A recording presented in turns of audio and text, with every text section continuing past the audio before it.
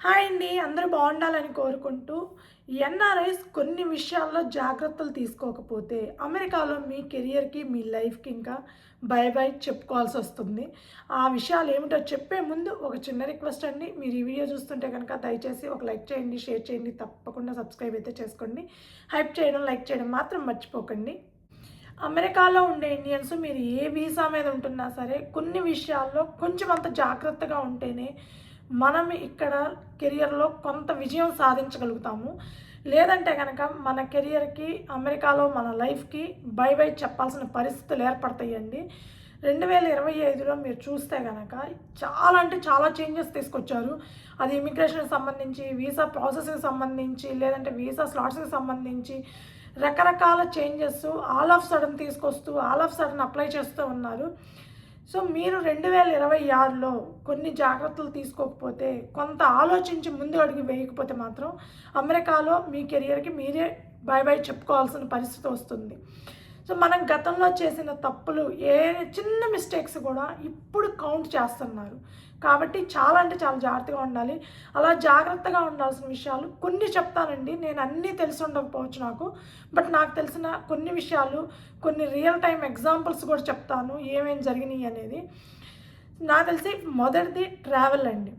2025లో travel చేసిన వాళ్ళు, ఇండియాకి వెళ్ళిన వాళ్ళ పరిస్థితి ఎలా ఉందో, ఎంత ఇబ్బంది పడుతున్నారో ఇప్పుడు మనకు తెలుస్తూనే ఉంది.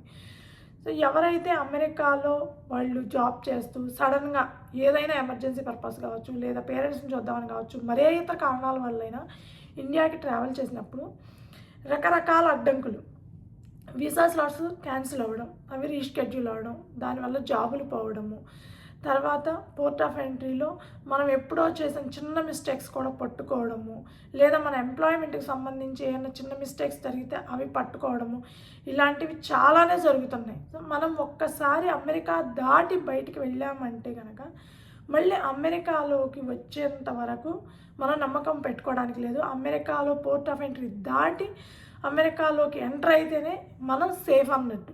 అప్పటి వరకు మనం ఏ సిచ్యువేషన్‌లోనూ సేఫ్‌గా ఉండము. సో, ట్రావెల్ ఎవరైనా సరే 2026లో ట్రావెల్ చేయాలనుకుంటే నా ప్యూర్ ఒపీనియన్ అండి ఇది. అది ఆ పైన మీ ఇష్టం. బట్ 2026లో రిస్ట్రిక్షన్స్ అనేవి ఇంకా కఠినంగా చేస్తున్నారు. ఇంకా చాలా ఎక్కువగా పెట్టబోతున్నారు. కాబట్టి 2026లో ఎవరైనా సరే ఇండియాకి ట్రావెల్ చేయాలి అనుకుంటే 1, 2 సార్లు ఆలోచించుకొని ట్రావెల్ చేయండి. సో, లాస్ట్ 2025లో మనకి డిసెంబర్‌లోనే వీసా స్లాట్స్ అన్నీ క్యాన్సిల్ అవ్వడం ఇలాంటివి జరిగినాయి కదండీ. నాకు తెలిసిన ఒకళ్ళది ఏం జరిగిందనేది చెప్తాను. సో, వాళ్ళు 2025 డిసెంబర్‌లో ఇండియాకి వెళ్ళడం జరిగింది. అంటే నవంబర్ ఎండ్‌లో వెళ్ళారు. సో, వీసా స్లాట్ క్యాన్సిల్ అయ్యింది. క్యాన్సిల్ అయ్యి రీషెడ్యూల్ అయింది. అది ఏప్రిల్ ఫస్ట్ వీక్‌లో రీషెడ్యూల్ అవ్వడం జరిగింది. సో, వాళ్ళు ఎంప్లాయర్‌ని రిక్వెస్ట్ చేసుకుంటే ఒక 1 మంత్ వర్క్ ఫ్రమ్ హోమ్ అంటే ఇండియా నుంచి వర్క్ చేయడానికి అలౌ చేశారు. తర్వాత జాబ్‌లో నుంచి తీసేయడం జరిగిందనమాట. ఇప్పుడు ఆ హెచ్-1బీ పర్సన్స్ ఎవరైతే ఉన్నారో వాళ్ళు ఎంప్లాయర్‌ని మార్చుకొని రాలేరు. ఎంప్లాయర్‌ని మార్చుకుంటే $1,00,000 వీసా ఫీజు కట్టాలి. సేమ్ ఎంప్లాయర్ ద్వారా రావాలంటే జాబ్ పోయింది. మరి ఎలా వస్తారు? ఎలా రావాలి? అది కుదిరే పనేనా ఇప్పుడు? సో, అలాంటి చాలా ప్రాబ్లమ్స్ ఫేస్ చేస్తూనే ఉంటారండి. ఇంకా స్టిల్ ఇండియాలో చాలామంది. అట్లాగని అందరికి ఇదే ప్రాబ్లమ్ ఉందా అంటే చెప్ కొంతమందికి సాల్వ్ అవుతుందండి. ఎలా అంటే ఎమర్జెన్సీ మాకు జాబ్ పోతుంది, లేకపోతే మా పిల్లల ఎడ్యుకేషన్ మిడిల్‌లో ఉంది, పోయింది.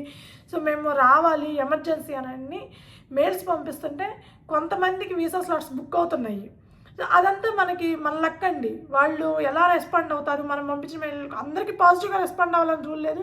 అందరికీ నెగెటివ్‌గా రెస్పాండ్ అవ్వాలని రూలు లేదు కదా! సో, అయిన వాళ్ళకి అవుతుంది, అవ్వని వాళ్ళకి అవ్వటం లేదు. సో, 2 విధాలుగా జరుగుతున్నాయన్నమాట అవి. అలా జరిగినప్పుడు అయితే ఓకే. Well and good. అవ్వకపోతే పరిస్థితి ఇప్పుడు నేను చెప్పిన పరిస్థితి అయ్యిందనమాట. అలా అవ్వడం వల్ల ఇక్కడ ఏమీ ప్లాన్ చేసుకోలేదు. వీసా స్లాట్స్ క్యాన్సిల్ అవుతాయని ఎవ్వరికీ తెలీదు. ప్లాన్ చేసుకోలేదు. ఇక్కడ అన్నీ అమ్మేసుకొని వెళ్ళాలి, లేకపోతే ఇట్లా ఉంటది, ఇట్లా జరిగిద్దని ఎవరు ఊహించరు కదా! ఊహించకుండా జరిగిందే ఈ పరిణామం. అట్లా వెళ్ళిన వాళ్ళు ఇప్పుడు రావడానికి లేదు. రావడానికి లేనప్పుడు ఇక్కడ వాళ్ళు లక్షలు లక్షలు పెట్టి కార్లు కొంటారు. ఇక్కడండి అమెరికాలో మినిమమ్ బేసిక్ మనం మామూలు కారు తీసుకున్నా సరే, సెడాన్ తీసుకున్నా సరే $25,000 మినిమమ్ అవుతుంది. మినిమమ్ కొత్త కారు తీసుకుంటే 25,000, సెకండ్ హ్యాండ్‌ది అయితే 10,000 అన్నా పెట్టాలి. ఏది పాతది ఒక 50,000 మైళ్ళు 60,000 మైళ్ళు తిరిగింది, పాత మోడలు, అది ఇప్పుడు అసలు అవుట్డేటెడ్ మోడల్ అనుకున్నది తీసుకోవాలన్నా కూడా కొంచెం మంచి కండిషన్లో ఉన్నది తీసుకోవాలన్నా $15,000, కొత్తది తీసుకోవాలంటే 25 మినిమం స్టార్టింగ్ ప్రైస్ నేను చెప్పేది. సో 20 లక్షలు పెట్టి ఒక కారు కొని దాన్ని ఇక్కడే పెట్టేసి లగేజ్ అంతా ఇక్కడే పెట్టేసుకొని ఉంటారు. సో లగేజ్ అంటే సరే ఫ్రెండ్స్కి చెప్తే ఎవరో ఒకళ్ళు ఎట్లాగట్లా అడ్జస్ట్ చేస్తారు, బట్ కార్లు అమ్మడం అనేది అంత ఈజీ ప్రాసెస్ కాదు. సో అది ఏదన్నా రూపాయి 10 రూపాయలు కాదు, సరిపోతే పోయిందని వదిలేయడానికి. కారు లక్షలతో కూడుకున్న వ్యవహారం. సో ఇలా చాలా ఇబ్బంది పడుతున్నారు. అలాంటివి జరిగే అవకాశాలు ఎక్కువగా ఉంటాయి. సో 2026లో ఎవరైనా సరే ట్రావెల్ చేయాలి అనుకుంటుంటే కనుక 1-2 సార్లు ఆలోచించుకోండి. మ్యాక్సిమం నా పర్సనల్ ఒపీనియన్ అయితే మీరు 2026లో అసలు ట్రావెల్ చేయబాకండి. ఇండియాకి ట్రావెల్ చేయకుండా ఉంటేనే మీరు సేఫ్గా ఉన్నట్టు లెక్క. అమెరికాలో ఉన్నంత కాలమే మనం ఒక 60% సేఫ్లో ఉన్నట్టండి. 40% ఏదైనా చిన్న చిన్న ఇష్యూస్ జరిగే అవకాశం ఉందంటే ఎక్స్టెన్షన్స్కి వెళ్ళినప్పుడు, అమెండ్మెంట్స్ చేసినప్పుడు, ఇలాంటప్పుడు చిన్న చిన్న ప్రాబ్లమ్స్ అయ్యే ఛాన్స్ ఉంది. కానీ లేదంటే 60-70% మనం అమెరికాలో ఉంటే సేఫ్ అనే అర్థం. కాబట్టి 2026లో ఎవ్వరూ ట్రావెల్ ప్లాన్స్ చేసుకోబాకండి. ఎందుకంటే ఏ నిమిషాన ఏం పెడతారు అస్సలు డైరెక్ట్గా.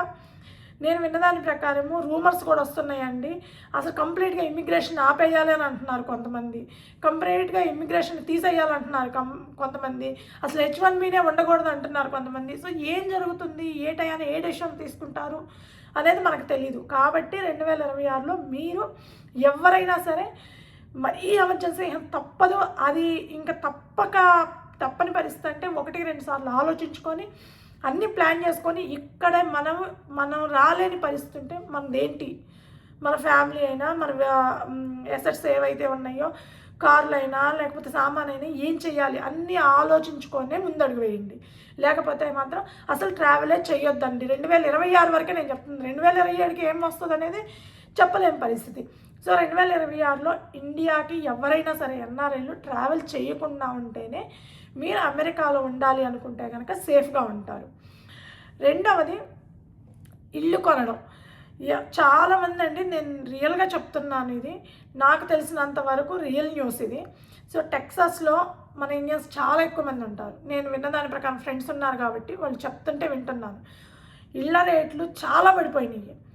మనము ఇది చాలామంది తప్పుగా అనుకోవచ్చు, నేను చెప్పే మాట వాపుని చూసి బలిపని ఎప్పుడు అనుకోకూడదండి.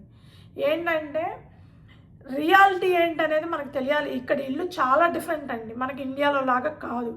వాటికి చాలా చాలా చేంజెస్ వస్తుంటాయి. మనం ఒకసారి ఈఎంఐ కడితే, ఇండియాలో ఈఎంఐ స్టార్ట్ అయితే ఒక 1000-2000 అటు ఇటు పోతూనే ఉంటుంది. సేమ్ మనకి సడన్గా ఒక్కసారిగా 10,000-15,000 రూపాయలు ఎక్స్ట్రా పట్టము ఇట్లా ఏముండదు. కానీ ఇక్కడ చాలా ర్యాపిడ్గా చేంజెస్ వస్తూ ఉంటాయి, చాలా డిఫరెంట్గా మారిపోతూ ఉంటాయి చేంజెస్ అనేది. ప్రాపర్టీ ట్యాక్స్లని అవని ఇవని చాలా చేంజెస్ వస్తూ ఉంటాయి. కాబట్టి ఇల్లు కొనే ముందు 1-2 సార్లు ఆలోచించుకోండి. టెక్సాస్లో లిటరల్గా ఇప్పుడు ప్రస్తుతం ఉన్న పరిస్థితిలో $50,000 నుంచి $1,00,000 వాల్యూ పడిపోయిందండి ఇళ్ళకి. చాలామంది అంటున్నారు ఇప్పుడు టెక్సాస్లో కూడా జాబులు మారాలి అని అంటే ఇల్లు కొనుక్కొని పెట్టుకున్నారు. జాబ్ పోయి మళ్ళీ జాబ్ వేరే స్టేట్లో వస్తే ఇల్లు అమ్ముకొని వెళ్ళాలి, లేకపోతే ఇల్లు రెంట్కి వాళ్ళు రెంట్కి ఇస్తే పరిస్థితులు ఇక్కడ ఇంకా డిఫరెంట్గా ఉంటాయి. మన ఇండియన్స్ అయితే ఒక రకం, వేరే వాళ్ళు వచ్చారంటే వాళ్ళు ఏం చేస్తారు, ఏంటి పరిస్థితి, ఎలా రియాక్ట్ అవ్వాలో మనకు తెలియని పరిస్థితి, ఇల్లుని ఎలా చూసుకుంటారో తెలియదు. సో చాలా అంటే చాలా ప్రాబ్లమ్స్ ఉంటాయి అన్నమాట. అందుకని గుడ్డిగా డబ్బులు ఉన్నాయి. అప్పుడు కరోనా టైంలో వచ్చేసినాయి అండి, చాలా అమౌంట్, పెద్ద పెద్ద అమౌంట్లు చూసేశారు. సో ఆ తెలియని ఆలోచనలతోటి డబ్బులు ఉన్నాయి కదా. ఎందుకంటే మన మిడిల్ క్లాస్ వాళ్ళందరికీ సొంత ఇల్లు అనేది ఒక ఆకాశంలో కనిపించే స్టార్ లాంటిది అనమాట. దాన్ని అందుకోవడానికి ప్రయత్నిస్తూనే ఉంటాము. సొంత ఇల్లు అనేది ఒక కలగా ఉంటుంది కాబట్టి అందరికీ సొంత ఇల్లు కొనుక్కోవాలి, మంచిగా మన ఇంట్లో మనం ఉండాలి అని ఉంటుంది. ఆ ఆశతోటే మనం ఇల్లు కొంటాం, కానీ ఆ రియాలిటీని ఇక్కడ అర్థం చేసుకోలేమన్నమాట. చాలామంది తెలిసి తెలియక, లేకపోతే డబ్బులు ఉన్నాయి కదా మనం సొంత ఇల్లు కొనుక్కుందామని ఆశతోటి కావచ్చు, లేకపోతే ఫ్యూచర్ ఎలా ఉంటుందని ఎక్స్పెక్టేషన్స్ లేకపోవడం వల్ల కావచ్చు, ఇల్లు కొని ఇప్పుడు లబోదీపం అనేవాళ్ళు చాలామందే ఉన్నారండి. అన్ని స్టేట్లో, టెక్సాస్ అని కాదు, నాకు ఫ్రెండ్స్ టెక్సాస్లో ఉన్నారు కాబట్టి వాళ్ళు చెప్తుంటే వింటున్నాను ఇవన్నీ. సో ఇల్లు ఏమైనా కొనాలి అనుకుంటే కనుక 1-2 సార్లు ఆలోచించుకోండి. ఎట్టి పరిస్థితుల్లోనూ మీ బడ్జెట్కి తక్కువలో ఉండేటట్టు చూసుకోండి. కొనాలి అనుకుంటే కనుక 1-2 సార్లు ఆలోచించుకొని తీసుకోండి. ఇల్లు కొనడం అనేది ప్రస్తుతం ఉన్న పరిస్థితుల్లో అయితే అంత కరెక్ట్ ఐడియా కాదు అని నాకు అనిపిస్తుందండి. అంటే మీరు మీ బడ్జెట్లు మీ ప్లానింగ్స్ ఉంటాయి కాబట్టి అకార్డింగ్ టు వాటి ప్రకారం అయితే వెళ్ళండి. కానీ గుడ్డిగా డబ్బులు ఉన్నాయి కదా ఏదో ఒకటి తీసేసుకుందాం ముందు, వాళ్ళు చెప్పారనో వీళ్ళు చెప్పారనో లేకపోతే వాళ్ళు ఎగతాళి చేశారనో ఈ ప్రెస్టేజ్కి పోయో ఇట్లాంటివి మాత్రం చేయొద్దండి. నేను లిటరల్గా విన్నానండి, చాలామంది తెలుగు వాళ్ళు మరి ముఖ్యంగా పక్కన వాళ్ళు ఎగతాళి చేశారనో, మేము కొన్నాం ఇల్లు మీరు కొనలేదు, మేము వచ్చినప్పుడే వచ్చాం మీరు వచ్చింది, సో మేము కొన్నాం కానీ మీరు కొనలేకపోయారని ఇట్లా ఎవడో ఎగతాళి చేశాడని ఎవడో ఏదన్నాడని మనసులోకి తీసుకోబాకండి. ఎందుకంటే ఎండ్ ఆఫ్ ది డే అది కొన్నాక వాటి మంచి చెడు చూసుకోవాల్సింది మనం, ఆ బాధని బేర్ చేయాల్సింది కూడా మనమే. పక్కడోడు వచ్చి మనల్ని ఏమి ఇది చేయడు, వాళ్ళు మాటల వరకే అంటుంటారు, చేతల్లో ఏమీ ఉండదు హెల్ప్. సో అలాంటి డెసిషన్స్ తీసుకోకుండా కొంచెం జాగ్రత్తగా ఉండండి ఇల్లు కొనే ఆలోచనలు ఉంటే కనుక. మూడవది ఎంప్లాయ్మెంట్కి సంబంధించండి. మీరు ఎంప్లాయ్మెంట్కి సంబంధించి మాత్రం దయచేసి ఎక్కడోళ్ళు అక్కడ కామ్గా మీ వర్క్ మీరు చేసుకోండి. అన్లెస్ అంటే మీకు జాబ్ పోయి వేరే జాబ్ చూసుకోవాల్సిన పరిస్థితి వస్తే తప్ప జాగ్రత్తగా ఉండండి. ఎందుకంటే చాలా వరకు ఎంప్లాయ్మెంట్కి సంబంధించి కూడా ప్రతి చిన్న విషయము పెద్ద విషయం అవుతుంది. ఇప్పుడు ప్రతిదీ చెక్ చేస్తున్నారు. మనకి ఏ కన్సల్టెన్సీస్ బ్లాక్ లిస్టెడ్, ఏ కంపెనీస్ బ్లాక్ లిస్టెడ్లో ఉన్నాయి అనేది మనకు తెలియదు, చాలామందికి తెలియదు. ఇది యుఎస్సిఎస్ వాళ్ళు అన్నీ ఎవ్రీ మంత్ లేకపోతే ఎవ్రీ డేనో అప్డేట్ చేయటం లేదండి. సో వాటికి సంబంధించి అట్లా ఏవి బ్లాక్ లిస్ట్లో ఉన్నాయి ఏమిటి అనేది పూర్తిగా మనకు తెలియదు. కొన్ని ఎప్పుడో ఓల్డ్ అప్డేటెడ్ లిస్టులు మాత్రమే బయటకు వస్తున్నాయి, కానీ న్యూగా లాస్ట్ ఇయర్ అంతకుముందు ఇయర్ ఏమేమి అప్డేట్స్ ఉన్నాయి, ఏ కన్సల్టెన్సీస్ బ్లాక్ లిస్ట్లో పెట్టారు, ఏ కంపెనీస్ బ్లాక్ లిస్ట్లో ఉన్నాయి అనేది తెలియదు. కాబట్టి తెలుసుకోకుండా గుడ్డిగా ఒకళ్ళ దగ్గర నుంచి ఇంకొకళ్ళకి లేకపోతే ఒక ప్లేస్ నుంచి ఇంకో ప్లేస్కి అట్లా మూవ్ అవ్వకండి. ప్రస్తుతం ఉన్న పరిస్థితుల్లో మీరు అక్కడ హ్యాపీగా ఉంటే మాత్రం అక్కడే ఉండిపోండి. ఇది కాదు అది ఇన్కమ్ వస్తుంది ఇంకా కొంచెం పెరగాలని చెప్పి 4 నెలలకు ఒకసారి కంపెనీలు మారుతా, సంవత్సరానికి ఒకసారి కంపెనీలు మారుతా ఉండమాకండి. 1-2 సార్లు ఆలోచించుకొని జాయిన్ అవ్వండి. ఒకవేళ జాబ్ పోతే చాలా అంటే చాలా జాగ్రత్తగా అటార్నీస్ని ఒకసారి కలిసి మీకు జాబ్ వస్తుంది 45 డేస్ వరకు జాబ్ ట్రయల్స్ వేస్తూనే ఉండండి. ఆ తర్వాత B2 మీదకి మారడానికైనా లేదంటే F1 మీదకి మారడానికైనా సరే ఒకసారి అటార్నీని కలిసి ఇమ్మిగ్రేషన్ అటార్నీని కలిసి డెసిషన్ తీసుకోండి. అంతే తప్ప గుడ్డిగా ఏది ఫాలో అవ్వకండి, ఎవరో ఏదో చెప్పారని నమ్మమాకండి. క్లియర్గా ఎంప్లాయ్మెంట్కి సంబంధించి ప్రతి చెక్ చేస్తున్నారండి. చాలామందికి తెలియని విషయం ఏంటంటే ఈ మధ్య కాలంలో యుఎస్సిఎస్ వాళ్ళు చాలా కన్సల్టెన్సీస్కి చాలా కంపెనీస్కి డైరెక్ట్గా కాల్ చేయడము, డైరెక్ట్గా మెయిల్ చేయడము, మీ ఎంప్లాయీస్ మొత్తం లిస్ట్ ఇవ్వండి, ఎప్పటి నుంచి వర్క్ చేస్తున్నారు, ఏ క్లయింట్కి వర్క్ చేస్తున్నారు ఏంటి అనేది A to Z ప్రతి ఒక్క డీటెయిల్ తెలుసుకుంటున్నారు. కాబట్టి ఎక్కడ వాళ్ళు అక్కడ ప్రశాంతంగా మీ పని మీరు చేసుకోండి. తొందరపడి ఇక్కడ అని చెప్పి మూవ్ అవ్వద్దు. మీరు ఏదైనా ఎంప్లాయ్మెంట్ ప్రాబ్లంలో ఉంటే కనుక అప్పుడు ఆలోచించి డెసిషన్ తీసుకోండి, జాగ్రత్తగా చెక్ చేసి. ఒకవేళ వేరే కన్సల్టెన్సీకి కానీ ఫుల్ టైం మారుతుంటే అది వేరండి, అది ఓకే నో ప్రాబ్లం. బట్ ఒక కన్సల్టెన్సీ నుంచి ఇంకొక కన్సల్టెన్సీకి మారుతుంటే అక్కడ మీకు ఎవరైనా తెలిసిన వాళ్ళు ఉన్నారా, వాళ్ళు ఎలా ఇస్తున్నారు శాలరీస్, ఎందుకంటే చాలా ఇష్యూస్ జరుగుతున్నాయండి ఈ మధ్య కాలంలో. చాలా అంటే చాలా బయటకు వస్తుంది శాలరీస్ ఇవ్వడం గురించి కానీ లేకపోతే ఎలా ఇస్తున్నారు ఏంటి అనేది కానీ చాలా ఇష్యూస్ ఉన్నాయి. సో అక్కడ ఎవరైనా చేస్తున్నారా, వాళ్ళు పర్ఫెక్ట్గా శాలరీస్ ఇస్తున్నారా, అన్నీ పర్ఫెక్ట్గా రికార్డ్స్ మెయింటైన్ చేస్తున్నారా. కొంతమంది అయితే నేను ఇది చెప్పకూడదు నాకు తెలియదు, కానీ మీ జాగ్రత్త కోసం చెప్తున్నానండి, అమెండ్మెంట్స్ కూడా సరిగ్గా చేయటం లేదు. మనం అడిగి చేయించుకోవాల్సిన పరిస్థితి వస్తుందన్నమాట.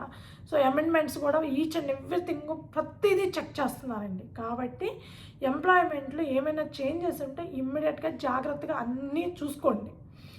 సో అది 4వది ఇమ్మిగ్రేషన్ చేంజెస్.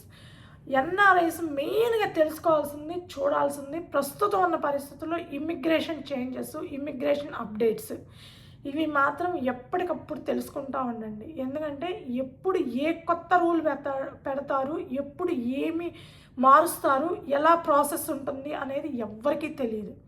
కాబట్టి ప్రతి ఒక్కళ్ళు ఇమ్మిగ్రేషన్ చేంజెస్ ఏం జరుగుతున్నాయి, వీసాస్ చేంజెస్ ఏం జరుగుతున్నాయి, ఇమిగ్రేషన్ అప్డేట్స్ ఏంటి, వీసా అప్డేట్స్ ఏంటి, ఎంప్లాయ్మెంట్ అప్డేట్స్ అన్నీ ప్రతిదీ తెలుసుకుంటూ ఉండండి. లేకపోతే సడన్గా రూల్స్ మార్చినప్పుడు మీకు తెలియకపోతే అది మళ్ళీ ప్రాబ్లం అయ్యే ఛాన్స్ ఉందండి. సో మీ I-94, I-797 అన్నీ క్లియర్గా డేట్స్ చెక్ చేసుకుంటూ ఉండండి ఎప్పటికప్పుడు. నేను ముందుగా చెప్పినట్లు ట్రావెల్స్ అలాంటివి ఏమీ పెట్టుకోబాకండి. ఇంకొకటండి ఇంపార్టెంట్ థింగ్, రీసెంట్గా నేను ఒకటి ఇంపార్టెంట్ విషయం చెప్పడం మర్చిపోయాను. ఇది చాలామంది తెలియక క్రూజ్కి వెళ్తున్నారు. మీకు స్టాంపింగ్ ఉండాలి, ఎట్టి బస్సులో మీకు వీసా ఉంటే సరిపోదండి. ఇండియన్స్కి, మరి ఇండియన్ ఎన్ఆర్ఐస్కి, నాన్ ఇమ్మిగ్రెంట్స్కి చెప్తున్నానండి ఇది. మీకు ఓన్లీ వీసా ఉంటే సరిపోదు. మరీ ముఖ్యంగా అమెరికా కిందకు వచ్చే వాటికి ఐలాండ్లకు వెళ్తే ప్రాబ్లం లేదు, కానీ కరేబియన్ దీవ్స్కి అట్లా వెళ్తూ ఉంటారు, ఫ్లోరిడా ఇటు సైడ్ నుంచి క్రూజ్కి వెళ్తూ ఉంటారు. మీరు వెళ్ళేటప్పుడైనా వచ్చేటప్పుడైనా మీరు చెక్ చేసుకోవాల్సింది మీ I-94, I-797 మీ స్టాంపింగ్ డేట్ కరెక్ట్గా చూసుకొని వెళ్ళండి. ఎందుకంటే రీసెంట్గా ఒకటి జరిగింది. అదేంటంటే కరేబియన్స్ దీవ్స్కి వెళ్ళారు వాళ్ళు వెళ్ళేటప్పుడు. అది తర్వాత స్టాంపింగ్ డేట్ కానీ వాళ్ళు వచ్చే టైంకి స్టాంపింగ్ డేటో లేకపోతే I-94 డేటో ఏదో ఒకటి ఎక్స్పైర్ అయిపోయిందంట. వాళ్ళని అమెరికాలోకి అలౌ చేయలేదు. చూడండి వాళ్ళ పరిస్థితి ఎలా ఉంటుంది ఇప్పుడు. ఎక్కడికి వెళ్తారు? ఆల్ ఆఫ్ సడన్ ఎక్కడికి వెళ్ళలేని పరిస్థితి వాళ్ళది.